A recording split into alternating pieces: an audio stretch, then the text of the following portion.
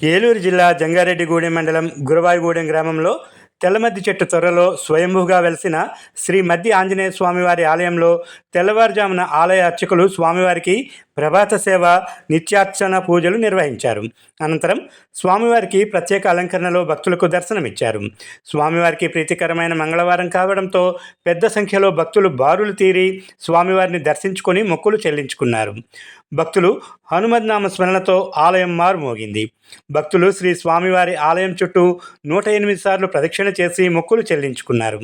ఆలయం వద్ద గల మజ్జిగ చలివేంద్రం వద్ద పలువురు భక్తులు దాహార్తి తీర్చుకున్నారు. మధ్యాహ్నం వరకు దేవస్థానంకు వివిధ సేవలు విరాళాల ద్వారా 1,87,132 రూపాయలు సమకూరింది. సుమారు 1,500 మంది భక్తులకు స్వామివారి నిత్యాన్నదాన సత్రం నందు అన్నప్రసాద వితరణ గావించారు. దేవస్థాన కార్యనిర్వహణాధికారిని ఆర్వి చందన పూజా కార్యక్రమాలు, భక్తుల ఏర్పాట్లను పర్యవేక్షించారు. దేవస్థాన పర్యవేక్షకులు జవ్వాది కృష్ణ, కురగంటి రంగారావు తగిన ఏర్పాట్లు చేశారు.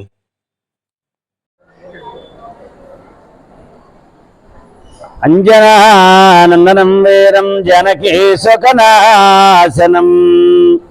కపీశమక్షహంతారం వందే లంకా భయంకరం గోష్పదీకృతవారాసం సకీకృతరాక్షసం రమాయణ మహామాల రత్నం వందే అనిలదాత్మజం. శ్రీ గురుభ్యో నమః. శ్రీ మద్ది ఆంజనేయ స్వామివారి దేవస్థానం, గురవాయిగూడెం, జంగారెడ్డిగూడెం మండలం, ఏలూరు జిల్లా, ఆంధ్రప్రదేశ్.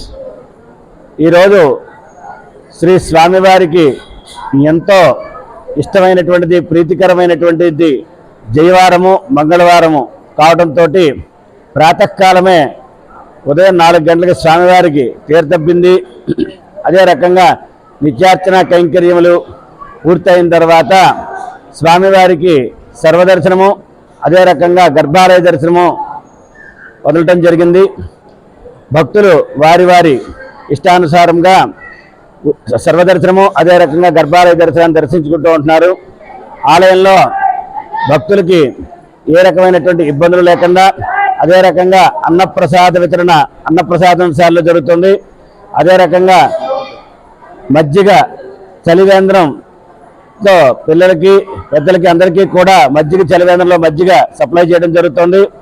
అదే రకంగా స్వామివారికి అష్టోత్తర మండపంలో విశేషంగా అష్టోత్తర కార్యక్రమాలు జరుగుతున్నాయి. కాబట్టి ఈ కార్యక్రమాలన్నింటినీ కూడా స్వయంగా పర్యవేక్షణ చేస్తున్నటువంటి వారు కార్యనిర్వహణాధికారిని ఆర్వి చందన్ గారి ఆధ్వర్యంలో సిబ్బంది కృషితో ఏ రకమైనటువంటి ఇబ్బంది లేకుండా, భక్తులకి అసౌకర్యం లేకుండా కార్యక్రమాలన్నీ కూడా దిగ్విజయంగా జరుగుతున్నాయి. ఈ శనివారం నాడు స్వామివారికి విశేషంగా పంచామృత అభిషేక కార్యక్రమం జరుగుతుంది. కాబట్టి ఆ పంచామృతాభిషేకంలో పాల్గొన్నటువంటి వాళ్ళందరికీ కూడా జన్మతః జరుగుతున్నటువంటి శనిదోషం ఏదైతే ఉందో అది తొలుగుతుందని నమ్మకం. కాబట్టి ప్రతి ఒక్కరూ కూడా స్వామివారి అభిషేకంలో పాల్గొని స్వామివారి కృపకు పాత్రలు కావాల్సిందిగా కోరుతున్నాం. జై శ్రీరామ్, జై హనుమాన్.